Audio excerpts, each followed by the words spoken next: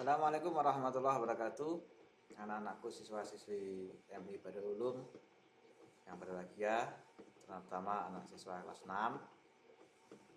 Pada kesempatan pagi hari ini kita bisa berkumpul, alhamdulillah. Semoga kita bersama meskipun dalam kegiatan secara online, tidak secara langsung tatap muka, kita bisa melanjutkan tradisi kita belajar mengajar dengan sebaik-baiknya. Mari untuk selanjutnya pada pertemuan kali ini materi kita adalah Al-Quran hadis. Al-Quran hadis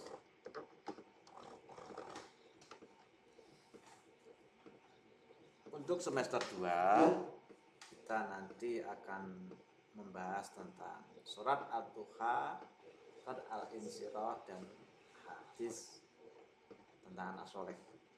3 materi ini harus kita selesaikan dalam jangka waktu Januari sampai April.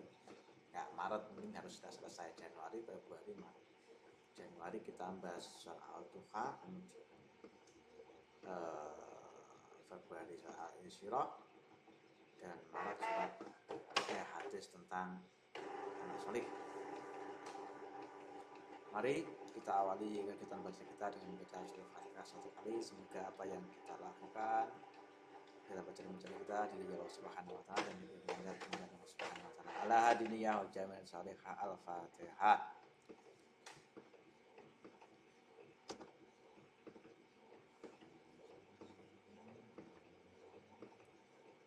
Anak-anak yang saya sayangi,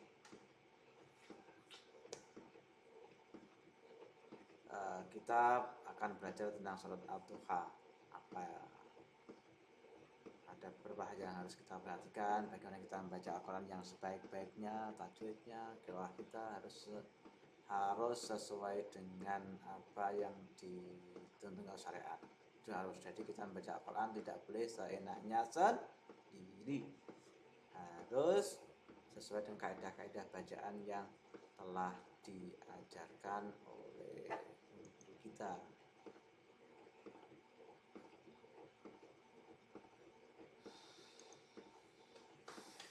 Lanjut kita langsung saja ke materi pelajaran kita.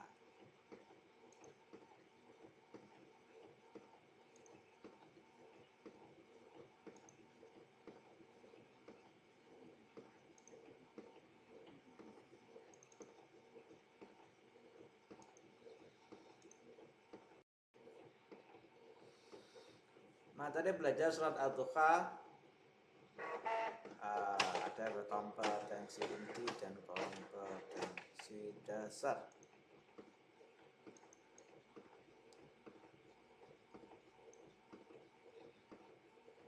Kompetensi inti, kompetensi dasar kita adalah menerima surat Al-Duha sebagai firman Allah. Lanjut ke menghargai sikap tanggung jawab dan perilaku, memahami arti dan isi kandungan surat Al-Duha, mendemonstrasikan hafalan surat Al-Duha, dan menyajikan isi kandungan surat Al-Duha. Nah, ini tugas sampean. Kita harus mampu membaca surat Al-Duha, kemudian melafazkan surat Al-Duha, menerjemahkan arti dalam surat Al-Duha, menulis isi kandungan surat Al-Duha, menghafalkan surat Al-Duha, terus menulis ulang ayat surat Al-Duha, dan mampu menyimpulkan isi kandungan surat Al-Duha. Lanjut.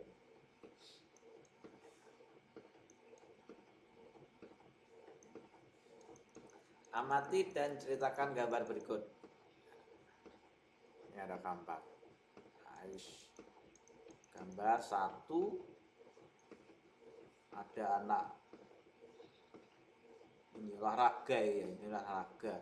Ada ayam, ada kupu-kupu, ada ayam, terus ada matahari juga. Terus ada yang sholat seperti ini. Nah, ini. Apa yang kamu ketahui tentang gambar di atas?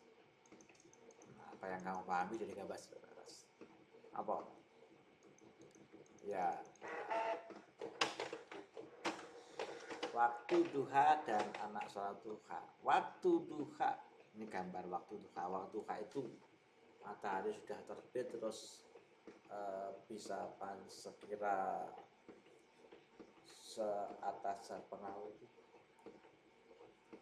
sudah tinggi, kira-kira ya sekitar jam 6-an itu.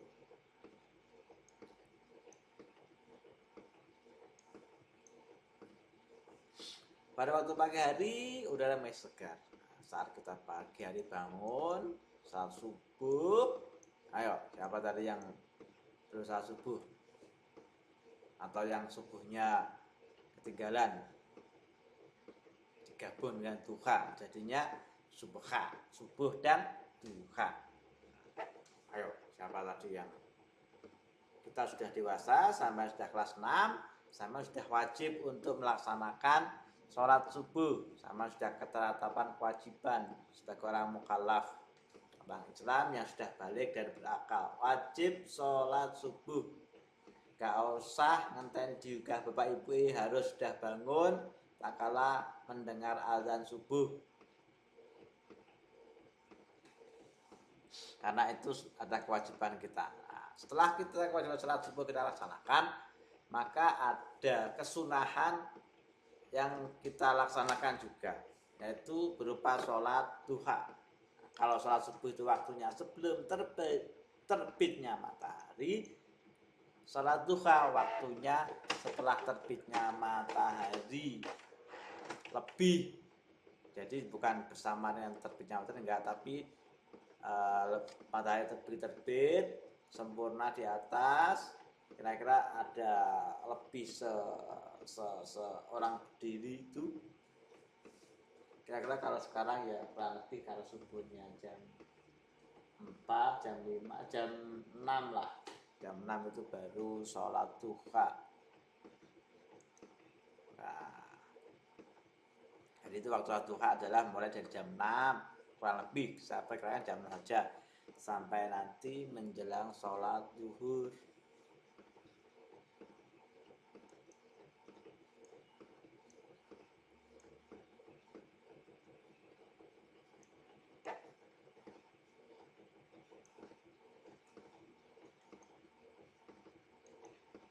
Begitu utamanya waktu duha.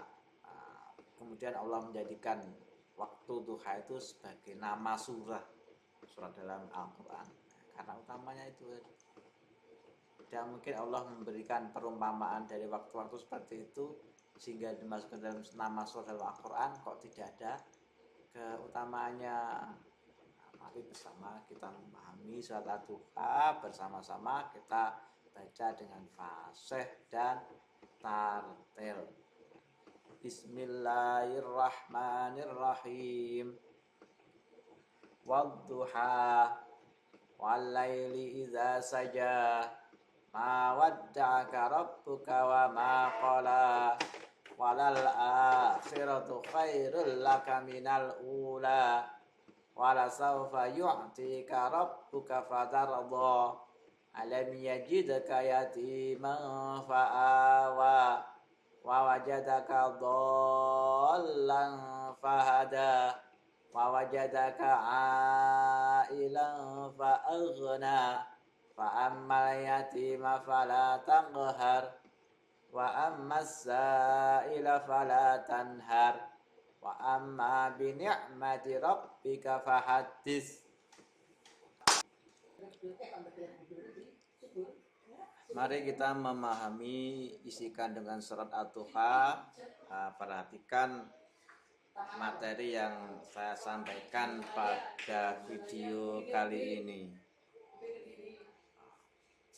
Mari kita lihat gambar dulu, kita amati gambar. Di sini kita melihat gambar anak yang sholat berjamaah. Pada gambar ini kita melihat waktu pemotretan itu pukul 8:41. Ini waktunya pagi hari, jam 8:41. Nah, mari kita memahami lebih lanjut. Surat Ad-Duha. Surat Ad-Duha adalah surat yang menempati surat yang ke-93. Kita ulangi lagi. Al-Quran itu ada 114 surat. Nah, surat Ad-Duha ini menempati surat yang ke-93. Tergolong surat Makkiyah. Artinya surat yang diturunkan sebelum Nabi hijrah ke Madinah. Atau itu terdiri dari 11 ayat. Surat Ad-Duha diambil dari ayat pertama yang artinya ketika matahari naik sepenggalah. Penggala itu sak tongkat lah. Kalau tongkat itu kan enggak panjang, paling sampai 1 sampai 2 meter. Kalau panjang lebih dari meter namanya apa genter jenenge panjang itu ya. Kalau tongkat kan enggak terlalu panjang. Turunnya surat Ad-Duha merupakan berita yang sangat menggembirakan bagi Kanjeng Nabi Muhammad yang sebelumnya dirundung duka. Beliau seperti dalam hadis disebutkan bahwa dalam hadisnya Imam Bukhari Muslim disebutkan bahwa Jundab telah menceritakan Rasulullah SAW itu sakit sehingga tidak bisa bangun untuk melaksanakan sholat tahajud selama 2 hari 3 malam. Di samping itu selama waktu itu tidak ada wahyu yang diturunkan ke Nabi. Nabi sedih, wahyu beberapa hari nggak ada turun wahyu Nabi. Nah, mengetahui hal itu ada seorang kafir, istrinya Abu Lahab. Kalau kita ingat Abu Lahab itu kan di surat Al-Lahab itu mengatakan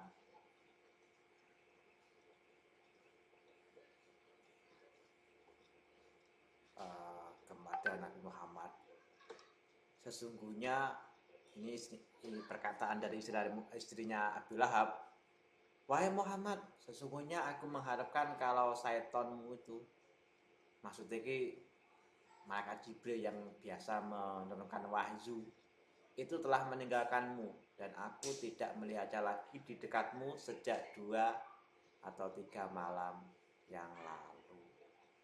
Nah, melihat hal itu maka Allah menurunkan surat Ad-Duha ayat 1 sampai 3. Wadduha walaili iza saja ma wadda'aka rabbuka wa ma qala. Ini hadisnya.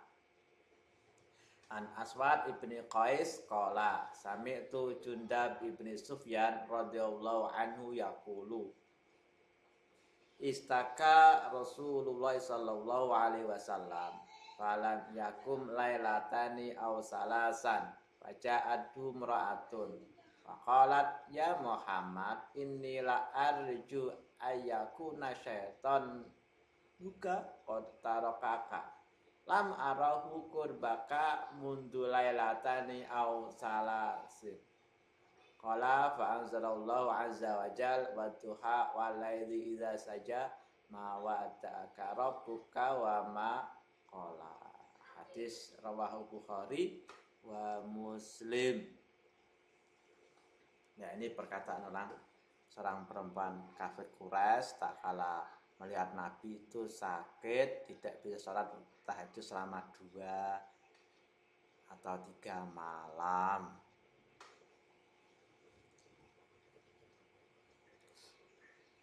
Dalam ayat ini Allah bersumpah menggunakan 2 waktu, yaitu waktu duha dan waktu malam.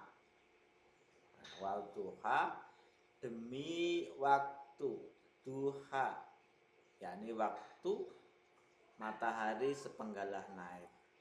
Waktu pagi merupakan waktu yang sejuk, waktu yang segar, di mana kita setelah bangun tidur salat subuh itu kita biasa enaklah waktu pagi itu, tidak panas juga tidak dingin. Waktu dimana kita mulai beraktivitas. Nah, sebelum kita memulai aktivitas bekerja atau kalau kita kan biasanya melaksanakan sholat duha itu di madrasah sekitar jam 9. Cuman karena saat ini kita masih dalam suasana pandemi, maka kita belajar di rumah. Namun kebiasaan kita sholat duha di madrasah harus tetap kita laksanakan di rumah sendiri-sendiri. Jangan dilupakan itu, karena waktu duha waktu yang sangat baik. Kemudian walaili idza saja, sedangkan waktu malam hari merupakan waktunya manusia beristirahat.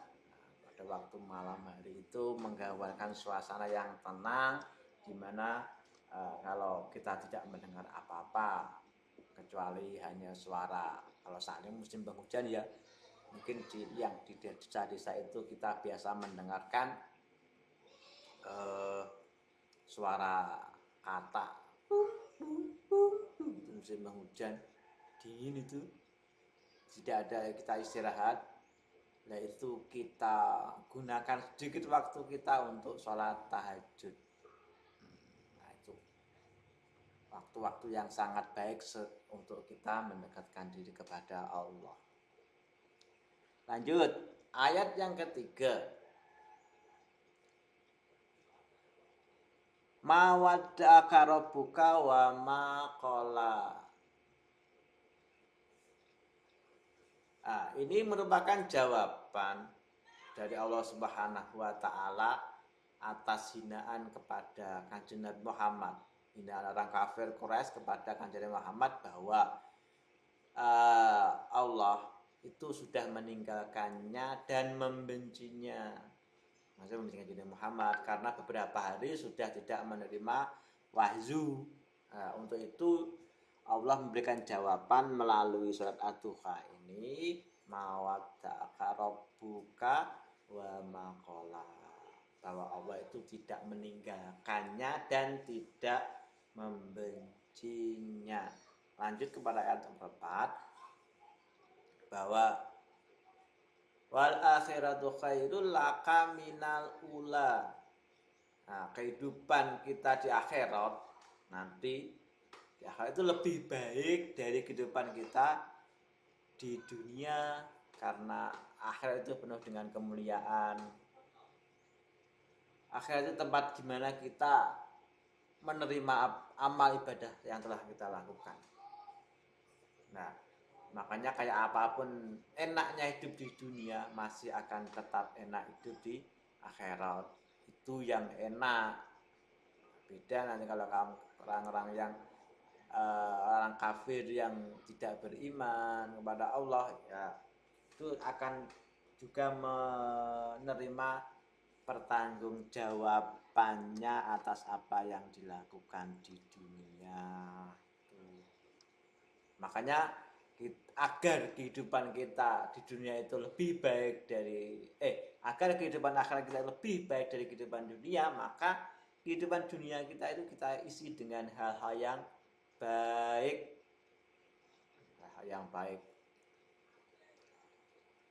Lanjut ke ayat yang kelima, memberikan kabar gembira kepada Nabi Muhammad bahwasanya Allah akan memberikan kebahagiaan yang berlimpah ruah kelak di akhirat, sehingga beliau menjadi puas dan bahagia.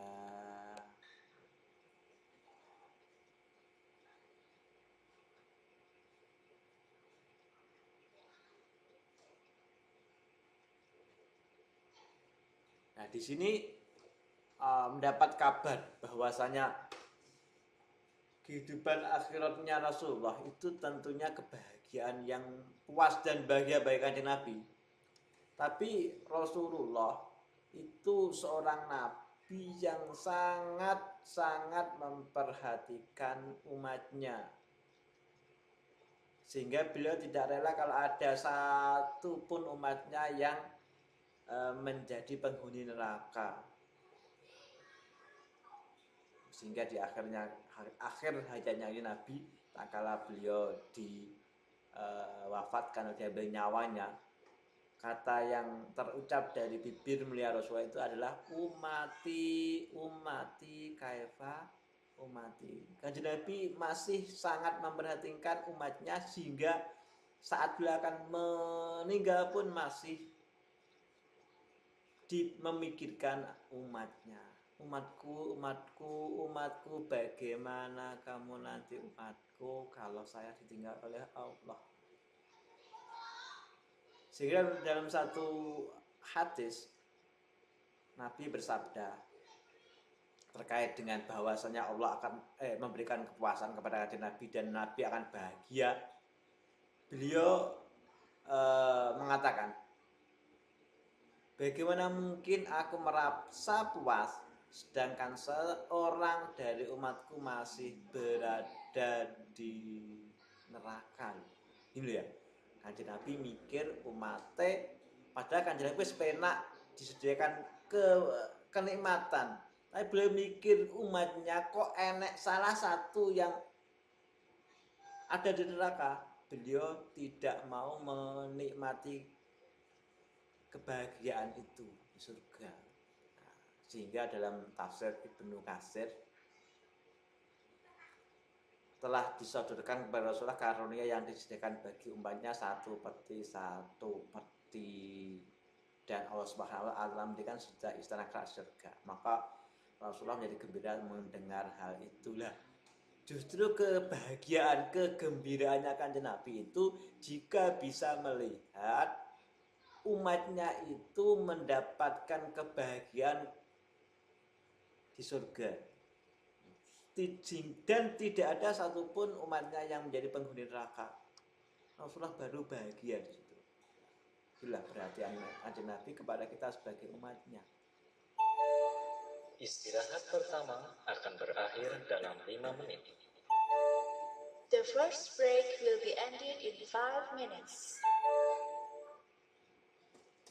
Lanjut kepada ayat 6, 7, dan 8. Ayat ini menjelaskan bahwasanya atau menceritakan kehidupan Rasulullah masa lahirnya. Kan beliau sebagai seorang yang yatim, masih dalam kandungan ibunya, beliau sudah ditinggalkan oleh ayahnya. Itu. Walaupun demikian, dalam keadaan yatim, Allah tetap menjaganya karena manusia pilihan dari Allah, dengan cara menyerahkan pengasuhan dan pendidikan Nabi Muhammad yang saat belum masih kecil kepada pamannya Abu, kepada kakaknya Abu Abdul Muthalib. Kemudian setelah pamannya Abdul Muthalib meninggal, kemudian pamannya Abu Thalib yang mengasuh Kanjeng Nabi. Terus saat beliau lahir, menjadi setelah anak dewasa sebelum menjadi Nabi, dia seorang yang bingung. Pada masa itu kan peradaban Arab sebagai penyembah berhala dan akhlaknya yang rendah. Jadi masa Kanjeng Nabi belum jadi Nabi itu, seperti dalam kisah-kisah kita bisa baca di materi pelajaran SKI, itu masyarakat penyembah masyarakat Arab itu sebagai bangsa penyembah berhala dan akhlaknya yang sangat buruk sekali. Tapi Allah tetap menjaga Kanjeng Nabi dan orang-orang tuanya dalam petunjuk kebenaran. Jadi dalam keimanan kepada Allah, kalau mengikuti dari syariatnya Nabi Ibrahim, putranya Ismail, terus bertanya lagi sampai Kanjeng Kanjeng Nabi Muhammad. Jadi meskipun masyarakat Arab itu saat itu sebagai penyembah berhala dan akhlaknya yang sangat rendah sekali, keluarganya Nabi tetap tidak menjadi penyembah berhala, tetap menjalankan agama yang hanif sebagai mana petunjuk dari Nabi Ibrahim. Lanjut. Sebagai seseorang yang kekurangan atau orang yang fakir, beliau ditinggalkan ayahnya tanpa meninggalkan harta benda. Tapi Allah memberikan kecukupan harta benda dari berdagang, ghanimah dan lain-lainnya sehingga beliau menjadi puas dan bahagia. Itu. Lanjut pada ayat 9 dan 10 menjelaskan bahwa Nabi Muhammad SAW telah mendapatkan karunia yang luar biasa dari Allah Subhanahu wa Ta'ala. Sebagai anak yang yatim, beliau dilindungi, diberi petunjuk dari kebingungan dan telah berkecukupan harta benda. Sehingga beliau diperintahkan untuk melindungi anak yatim dan bersikap baik terhadap peminta-minta.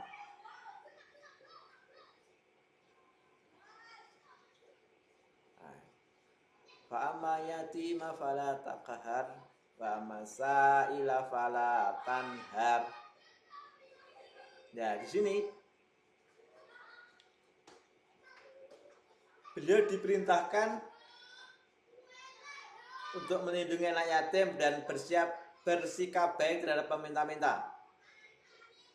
Nah, di sini bisa kita artikan bahwa Nabi Muhammad SAW itu dituntut untuk memiliki sikap kepedulian terhadap sesama, melindungi anak yatim, yaitu dengan cara tidak mengambil hartanya atau lain-lainnya yang menjadi hak milik anak yatim dan mengasuhnya. Bersikap baik terhadap peminta-minta, yaitu tidak boleh membentak, meledek, bahkan merendahkan harga dirinya karena kemiskinannya.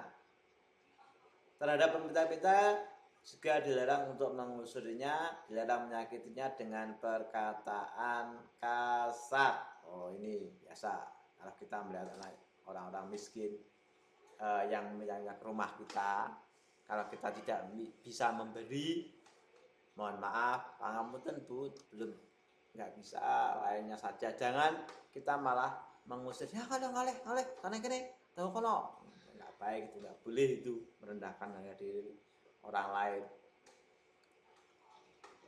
Juga kepada teman-teman kita yang yatim, kita tidak boleh menyakitinya. Allah nih terus jaluk hartanya jajane. Bahkan sebaiknya sebisa mungkin kita itu memberikan sekali-kali lah. Temannya yang miskin, yang yatim itu ayo tumbas jajan yo, aku tak bayari. Itu seperti itu sederhana seperti itu. Jadi jangan sampai kita menyakiti teman kita yang yatim atau yang tidak punya. Lanjut kepada ayat yang ke-6, yang terakhir maksud saya, yang ke-11. Allah menegaskan kepada Nabi Muhammad untuk mensyukuri nikmat Allah Subhanahu wa Ta'ala yang luar biasa berupa kenabian dan nikmat-nikmat yang telah diberikan kepadanya, yakni dengan jalan menyebut, mensyukuri dan mengingat nikmat Allah Subhanahu wa Ta'ala. Menyebut nikmat Allah bukan dalam tujuan untuk riya, pamer-pamer, sombong-sombong, tapi menyebut sebagai wujud syukur nikmat Allah itu sendiri. Jadi nek sampan atau kita semua mendapatkan nikmat oleh Allah, kita sampaikan koncoku, alhamdulillah aku mau baru mendapatkan nikmat karo ibuku kan baru dapat rezeki toh, terus aku dikasih, ayo malah aku tumbas jajan, aku tak tumbasno. Seperti itu. Kita mensyukuri nikmat Allah dengan bersedekah, berinfak. Tidak usah banyak-banyak, minimal kepada teman kita sendiri saja. Itu wujud dari kita bisa mensyukuri nikmat Allah Subhanahu wa taala. Itu kewajiban yang harus syariat yang kita jalankan, mensyukuri nikmat-nikmat Allah dengan cara menyebut, mensyukuri dan mengingat nikmat Allah Subhanahu wa taala. Demikian materi Quran hadis yang bisa kita sampaikan. Kurang lebihnya mohon maaf. Wassalamualaikum warahmatullahi wabarakatuh.